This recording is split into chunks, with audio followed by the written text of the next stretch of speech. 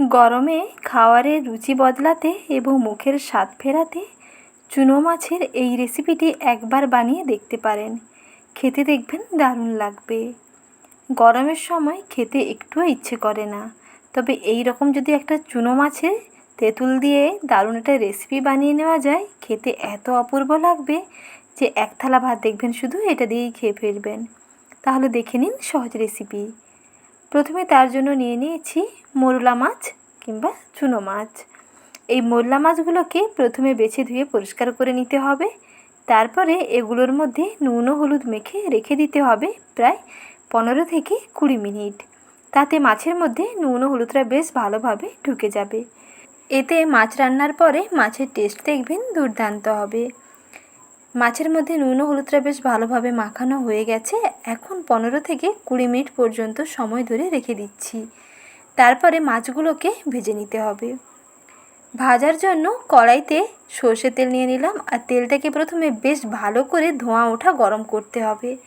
তেলের ওপরে একেবারে ধোঁয়া উঠবে এইরকম তেলটাকে গরম করে খুন্তি দিয়ে কড়াইয়ের চারিপাশে তেলটাকে এইভাবে একটু ছড়িয়ে দিতে হবে। তারপরে মাছগুলোকে এরকম ফাঁকা ফাঁকা করে কড়াইতে মিলিয়ে ভাজতে হবে। তাহলে দেখবেন চুনো মাছ ভাজার সময় বেশ উল্টে পাল্টে ভেজে নিতে পারবেন, একটা মাছ দেখবেন ভাঙবে না। আর এই পদ্ধতি ফলো করে চুনো মাছ কিংবা মোরলা মাছ ভাজলে প্রতিটা মাছ একেবারে গোটা গোটা থাকে। আর কড়াইতে প্রথমে তাপটা যদি ভালোভাবে না থাকে, কড়াইয়ের হিটটা কম থাকে, মাছগুলো দিয়ে দিলে কিন্তু মাছগুলো কড়াইতে আটকে যায়।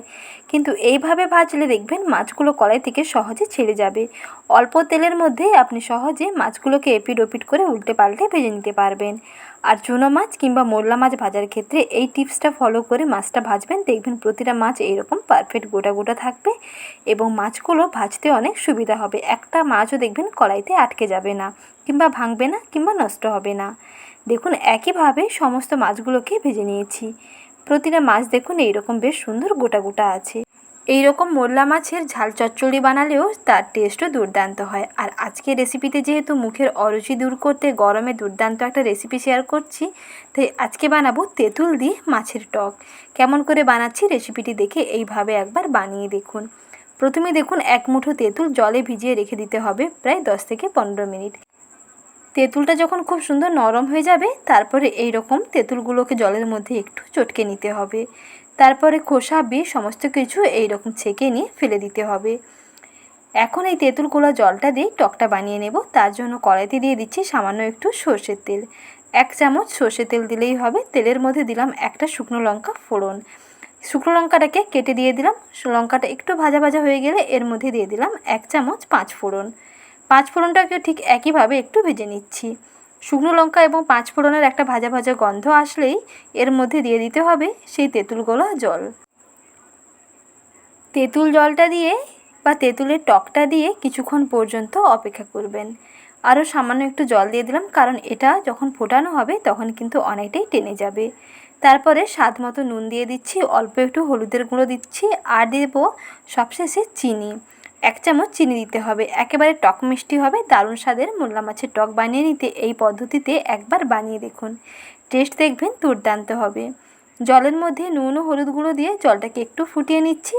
যখন এইরকম জলের মধ্যে ফুট আসবে কিংবা জলটা ফুটতে থাকবে, তখন এর মধ্যে মোরলা মাছগুলোকে দিতে হবে। তারপরে আবারও মোরলা মাছগুলোকে ফোটাতে হবে প্রায় 5 থেকে 7 মিনিট। এর মধ্যে দিয়ে দিলাম 1 চামচ চিনি। যেহেতু এটা একটু মিষ্টি মিষ্টি করে টকটা বানাতে হবে, তাই 1 চামচ চিনি দিতে হবে। এরপরে আরও 5 মিনিট মতন ফুটিয়ে নিয়ে যখন দেখবেন বেশ সুন্দর ঘন হয়ে গেছে আর মাছের মধ্যে টকটা ভালোভাবে ঢুকে গেছে, তাহলেই বুঝতে পারবেন যে মাছের টক একেবারেই রেডি। এই রকম মোরলা মাছের তেঁতুল টক বানিয়ে পরের দিন খাবেন, দেখবেন টেস্টটা আরও দ্বিগুণ অংশে বেড়ে যাবে। মাছের মধ্যে টকটা বেশ সুন্দরভাবে ঢুকে যাবে আর টকটা আগের থেকে অনেক সুন্দর ঘন হয়ে যাবে। আর এইভাবে মোরলা মাছের টক বানিয়ে নিয়ে আপনারা প্রায় 1 সপ্তাহ পর্যন্ত স্টোর করে খেতে পারবেন। কোনো ফ্রিজে রাখার ঝামেলা নেই। 1 সপ্তাহ পর্যন্ত নর্মাল জায়গায় রেখে দেবেন এবং মাঝে মাঝে একটু গরম করে নেবেন। অনায়াসে দেখবেন অনেক দিন পর্যন্ত ভালো থাকবে আর এর টেস্ট হবে দুর্দান্ত। একটা কাঁচা লঙ্কা এর মধ্যে দিয়ে টকটা খেয়ে দেখুন, টেস্ট হবে আরও ফাটাফাটি।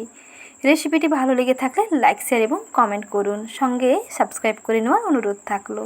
আজ এই পর্যন্ত। আপনারা সকলে ভালো থাকবেন, সুস্থ থাকবেন। রেসিপি দেখার জন্য ধন্যবাদ।